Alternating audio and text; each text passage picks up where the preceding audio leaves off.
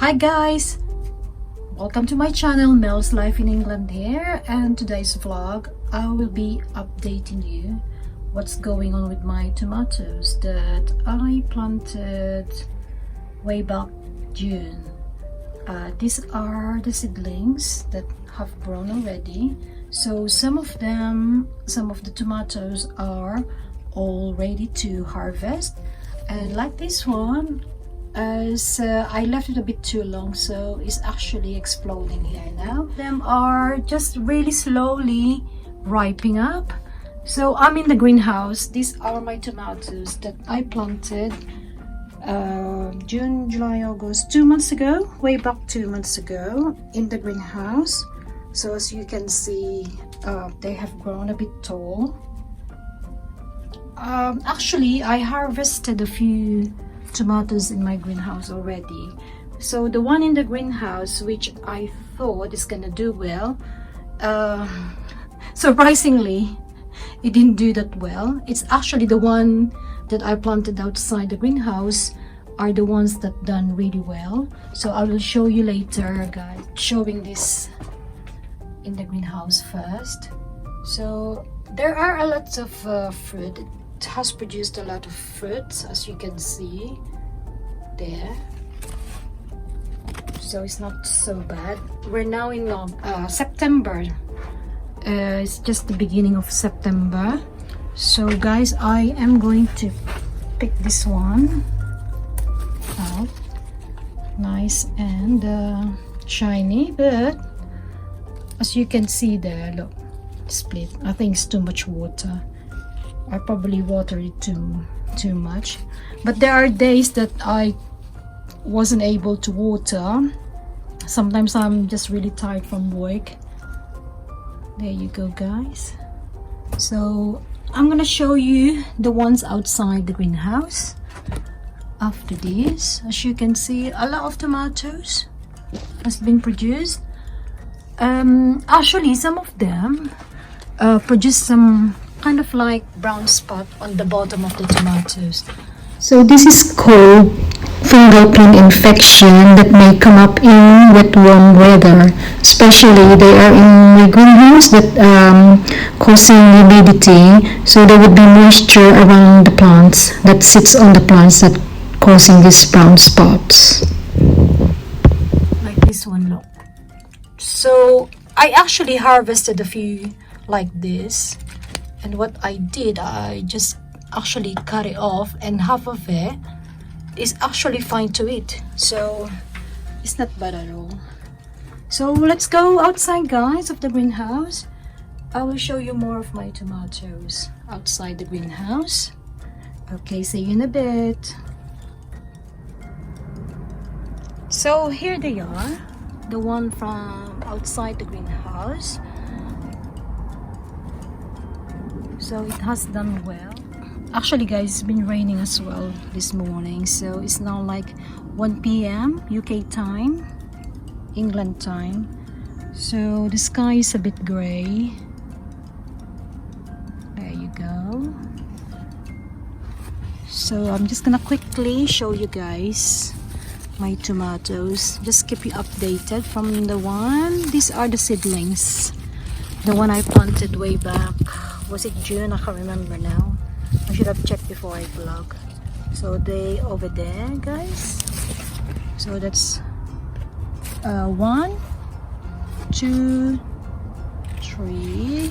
This is the third tomato.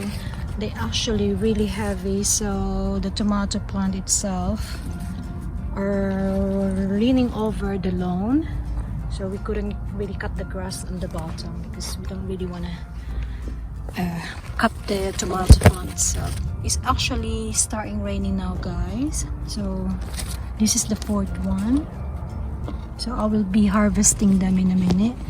I just want to show you guys what is the progress of my tomatoes. It's actually raining now. Actually, they need rain. So this one is, I think it's gonna explode.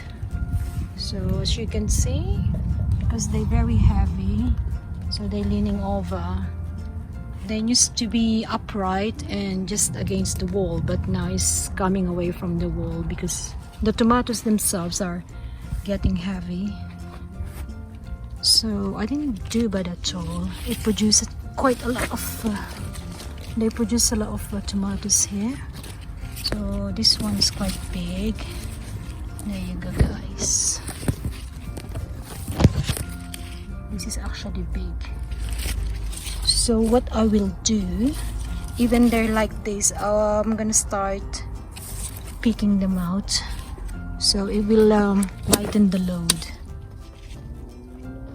So I will be picking them in a minute now to lighten the load of these plants. Okay. There you go. Let's start. Let's start from there.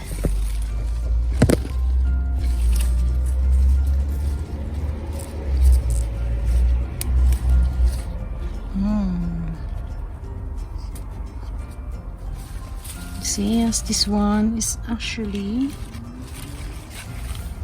collapsed now because it's too heavy.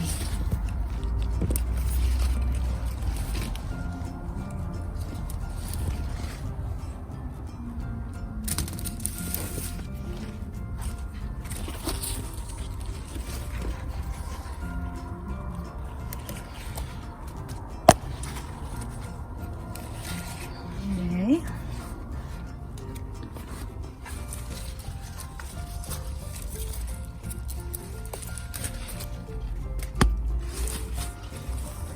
It's gonna be nice and sweet, especially for my runner beans. Ginigisa ko po siya sa runner beans, guys. Ang sarap niya, ang tamis. Tsaka pag merong minsan magpripito ako ng isda, fried fish, itong sausawan tomato. My family really love eating them. Ito hindi pa masyado, but it's okay. There's no problem. Kasi if you actually pick the tomatoes with the stalks, leave the stalks in the tomato, it's actually gonna ripe. It's still the processing of ripening is still gonna happen if you leave this stalk. So you just leave that in there till they become red. But with a situation like this, because it's already red, you don't want it to ripe more. So what you do, you just take this off. That will stop the processing of ripening. Like this one as well, because it's already exploded. So take the stalk off. The ones that you want to ripe more, turn more red, just leave the stalks. Okay, that's one of the tips I learned from Google. Okay, let's pick this one. Ayan, medyo gagaan. Nakita niyo, oh, look. Kasi bumibigat siya, kaya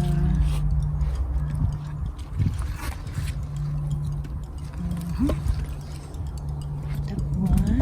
Oops.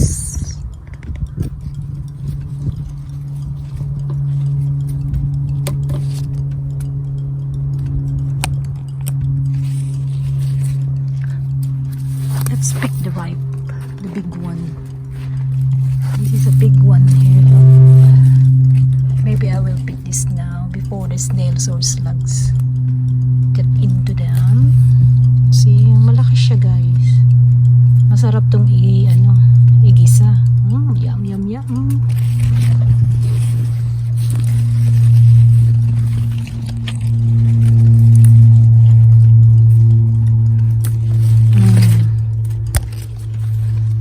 Ito, lambot na niyo. Tapos na na siya. Medyo nag-split na siya. Oh. So the tomatoes are splitting and also developing some kind of rot on the bottom. So it means that it had too much water, I think. I'm not the expert, but that's what I read on the Google. So pipitasin ko na rin itong semi-ripe. Kasi mag-split lang siya. And one day, like, just, it will explode. Like an explosion. Ayan. Nag-split siya. Too much water.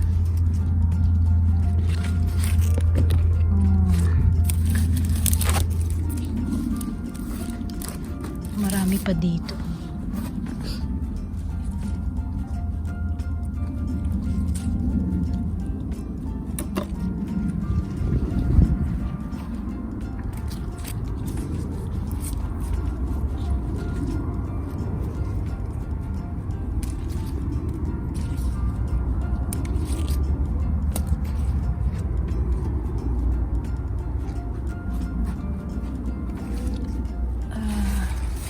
I might as well pick this one right at the end.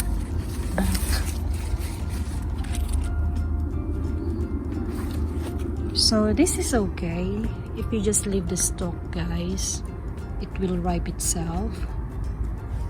So these are my newly harvested tomatoes.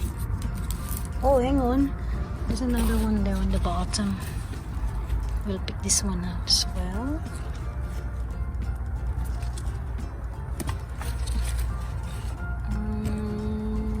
Shall I? Yeah, as well. Ayan.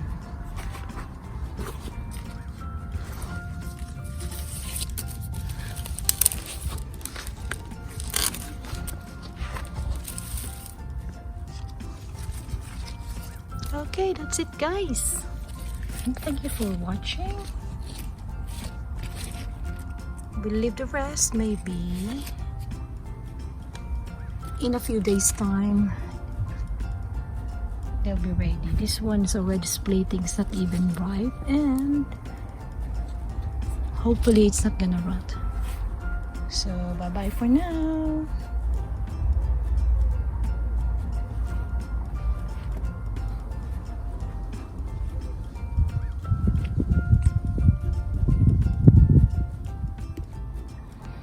And also harvested some string beans, sitaw, French green beans, and some runner beans, and some leftover sweet corn that most of the insects got into them already. So this is the last of our corn now. So I'll be cooking this for our dinner. And the potatoes that we harvested a few months ago. Okay, there you go. So dinner